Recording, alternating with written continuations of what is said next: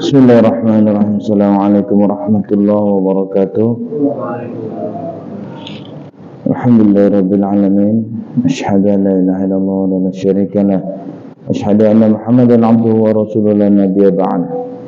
Allahumma shalli ala sayyidina Muhammad wa ala alihi sayyidina Muhammad. Qala Allah ta'ala fil Qur'anil azim, tabarakalladzi bi yadihi mulkuhu wa ala kulli syai'in qadir. Alladzi khalaqal mauta wal hayata liyabluwakum ayyukum ahsanu amala wa huwal azizul ghafur. Qala Nabi sallallahu alaihi wasallam, man shalla alaihi salatan sallallahu alaihi wasyara, atau kama qala Rasulullah sallallahu alaihi wasallam. Hadirin yang dimuliakan Allah Subhanahu wa taala, bersyukur kita kepada Allah Subhanahu wa taala masih diberikan kesempatan pada subuh pagi kali ini untuk berada di majelis ilmu.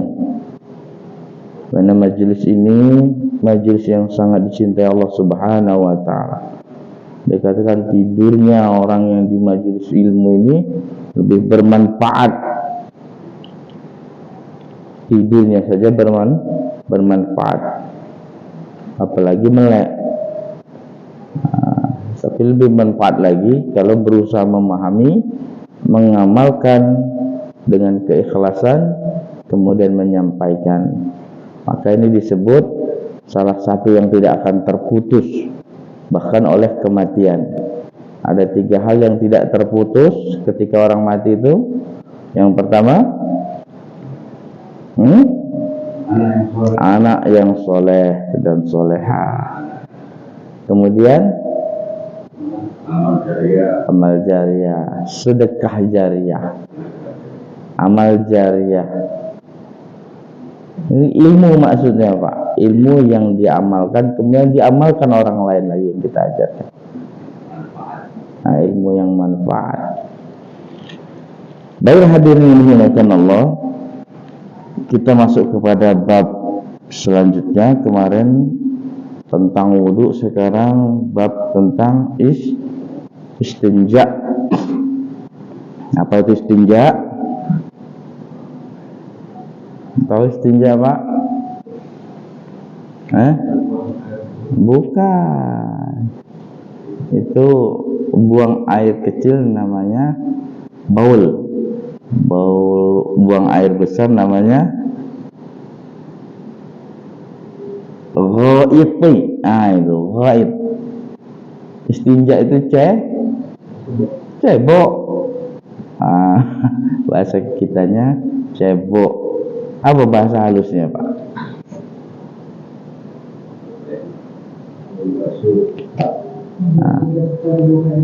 Nah, panjangnya ya, pokoknya istinja itu cebok. Nah, gitu aja ya. Istinja itu arti sebenarnya memutuskan kotoran dari kulit tubuh kita. Itu istinja, memutuskan artinya. Bismillahirrahmanirrahim. Fasal tentang istinja.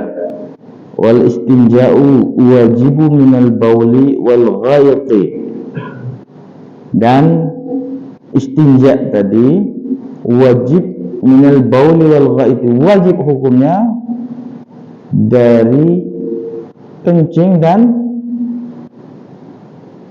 dan buang air besar, buang air kecil dan buang air besar. Ya, wajib hukumnya beristinja. Wal afdalu an yastanziya bil ahjari summa yutbi'uha bil ma'i. Dan lebih utama jika menggunakan dengan beberapa batu kemudian diikuti dengan air. Beberapa batu kemudian diikuti dengan air. Wa yajuzu an yaqtasiru 'ala al-ma'i aw 'ala salasati ahjari. Dan diperbolehkan untuk meringkasnya atas air atau atas 3 batu yang kibihina, yang dapat membersihkan atau mengeringkan sekitar al-mahali, sekitar tempat keluarnya kotoran tadi. Fa iza aradal iktasiru, dan apabila menginginkan meringkas ala ahadihima, atas salah satunya, batu atau air tadi, fal ma'u afdalu, maka air lebih utama, menggunakan air lebih afdal. Kalau mau memilih salah satu di antara keduanya, maka pilihlah air, karena air lebih utama.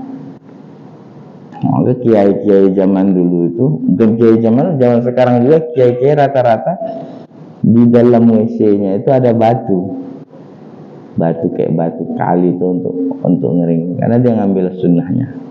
Karena rupanya di dalam batu itu ada zat-zat yang dapat menghisap kuman atau kotoran gitu. Itulah kenapa setiap sungai yang ada batu, banyak batunya, airnya beda, bening dan beda pokoknya.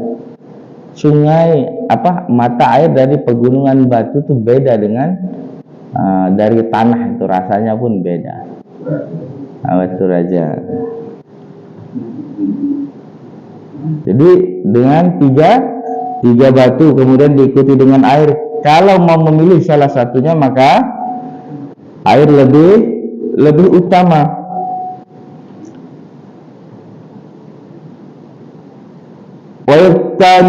Wayabtamidu istiqbalul qiblati, dan janganlah kalau kencing dan berak tadi menghadap kiblat, istiqbalul qiblati, dan tidak dianjurkan untuk menghadap kiblat.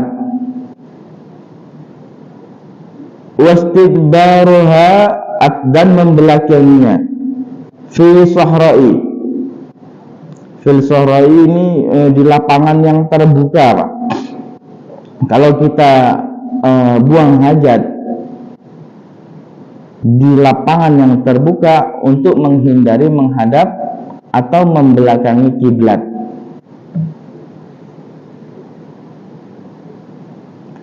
Wa yajtanibul baula wal ghaiti fil ma'i raqidi, dan janganlah baul tadi,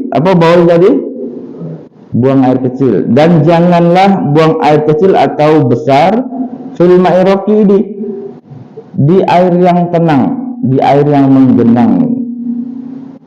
Jangan buang air di air yang menggenang, air yang tenang.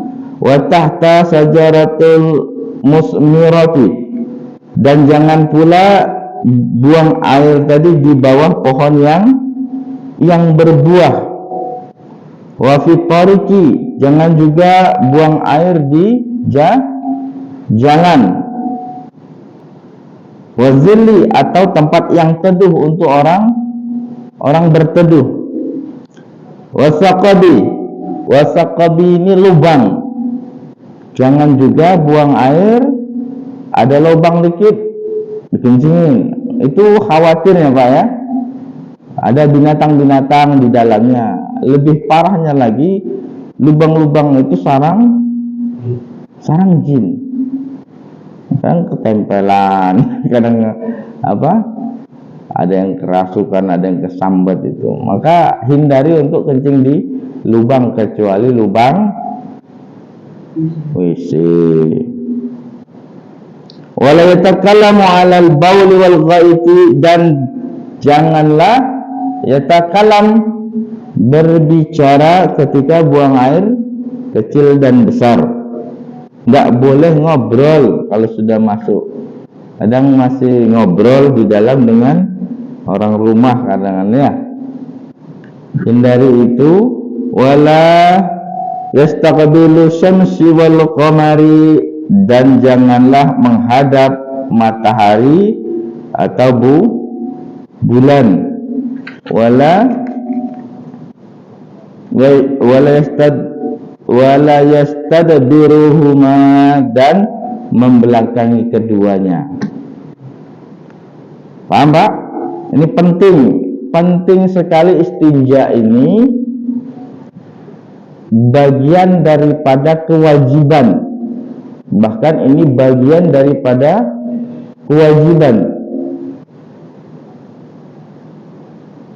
Diterima atau tidaknya semua pahala orang berawal dari sini. Kira-kira kalau orang bersedekah, puasa tiap hari, baca Quran tiap hari, tapi nggak sholat, kira-kira diterima nggak semua ibadahnya? Nggak diterima, karena kunci diterimanya ibadah adalah sholat. Kemudian dia sholat, tapi dia nggak wudhu, diterima nggak semua ibadahnya? Sholat, tapi dia nggak wudhu, diterima nggak? Hah? Oke, dia berwudhu, bolehlah dia berwudhu utama, tapi dia nggak pernah istinja, diterima nggak? Kenapa? Syarat sah wudhu adalah suci dari hadas besar maupun hadas kecil. Apa itu maksudnya? Istinja. Maka penting, sangat penting istinja ini untuk dipahami dan diamalkan. Jangan kita meremehkan bab istinja ini. Bahkan ulama itu mengarang satu kitab khusus untuk istinja yang tebalnya hampir 5 cm. Saking fokus memperhatikan bab istinja ini. Karena awal dari semua perkara, adab orang sehari-hari itu dilihat dari istinja. Guru kami itu marah kalau kelihatan kamar kami itu kotor berantakan. Kenapa? Istinjanya nggak bener ini pasti kata. Istinja orang itu nggak bener, kelakuan orang itu dilihat dari istinja. Dan istinja dapat mempengaruhi perilaku orang sehari-hari, adabnya. Kira-kira Pak, makan, minum, tidur, mohon maaf, berak itu ibadah apa bukan? Ibadah apa bukan? Ibadah kalau makan, minum, tidur, makan dan beraknya itu mengikuti cara baginda Rasulullah SAW. Gimana caranya? Telah diajarkan ulama. Bagaimana mau masuk kamar mandi, kaki kanan atau kaki kiri? Kadang kita nggak perhatikan lagi, maka nggak ada nilai ibadahnya. Maka nilai 24 jam ibadah sirna untuk melangkahkan kaki saja, memperhatikan langkah kaki ke masjid atau ke WC itu beda. Disiplin dalam melangkahkan kaki saja. Kaki kanan apa kaki kiri ke WC? Kaki kiri ke masjid. Kita perhatikan nggak itu kira-kira? Jarang perhatikan itu. Jauh-jauh mau baca doa. Baca doa mau masuk masjid gimana?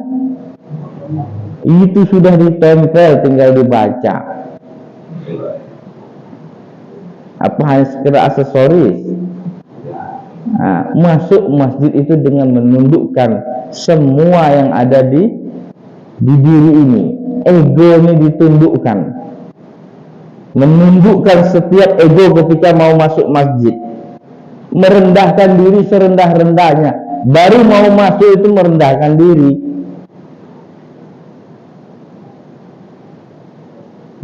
Mau masuk WC juga gitu, ada doanya. Doa masuk WC jarang kita pakai, apalagi darurat, berlari kadang nggak ditutup. Ya, upayakan Pak untuk membaca doa ketika masuk WC agar apa? Bernilai ibadah. Itu berpengaruh pada setiap ibadah kita, ketertiban kita dalam hidup. Apa doanya? Allahumma inni a'udzubika minal khubuthi wal khaba'is, dari tentara-tentara setan. Kenapa disebut tentara setan? Karena banyak setan dalam WC. Perhatikan Pak, ketika azan itu menyakiti setan, mematahkan tulang belulang setan mendengar azan, sehingga setan itu berlari sejauh-jauhnya dan bersembunyi di tempat-tempat yang kotor. Apa itu? Kamar mandi, WC. Maka kita masuk ke sana. Maka makruh hukumnya kata ulama itu untuk masuk WC ketika azan dikumandangkan. Tapi kalau darurat, namanya darurat. Darurat itu nggak ada ceritanya, lantak-lantak. Maka itu kita bentengi diri kita dengan doa. Pak, minimal jangan meremehkan sunnah. Allahumma inni a'udzubika minal khubusi wal khaba'is. Hafal lah, anak cucu kita yang mereka pun hafal. Masalahnya diamalkan apa enggak? Kadang kita ngeremehkan. Dan masuk WC itu usahakan dengan menutup kepala. Pakai penutup kepala. Orang yang nggak pakai penutup kepala itu dikencingin setan kepalanya. Apa akibatnya? Sering dikencingin setan, susah dia mendengar perkara baik, susah menerima hal yang baik, susah dia untuk mengingat perkara yang baik. Otaknya dikencingin setan. Maka pakailah tutup kepala. Kalau nggak ada celana kita tutupin kepala. Kalau nggak ada juga, minimal pakai tangan. Nah, belajar pakai tangan itu bagaimana caranya kalau darurat? Ini harus detail, harus praktek. Kemudian tadi nggak boleh di menghadap kiblat atau membelakangi kiblat. Kalau menghadap matahari atau bulan. Dan tempat-tempatnya kalau di luar, menyegerakan kegiatan kita di dalam WC. Jangan berlama-lama atau membuat program di WC. Membuat program di WC. Ngayal memutuskan perkara, tapi khusyuknya kita itu kadang briliannya kita itu di dalam WC. Brilian orang dalam WC karena konsentrasi tingkat tinggi. Kadang ide-ide brilian dari WC banyak, tapi mudaratnya banyak itu. Apalagi sambil bawa HP, angus, mudut dalam WC. Pikir daripada bawa tai menunggu rokok ya. Banyak adab-adabnya. Jangan menggunakan pakaian sholat ke dalam WC. Hati-hati percikan. Hati-hati tentang percikan, apalagi yang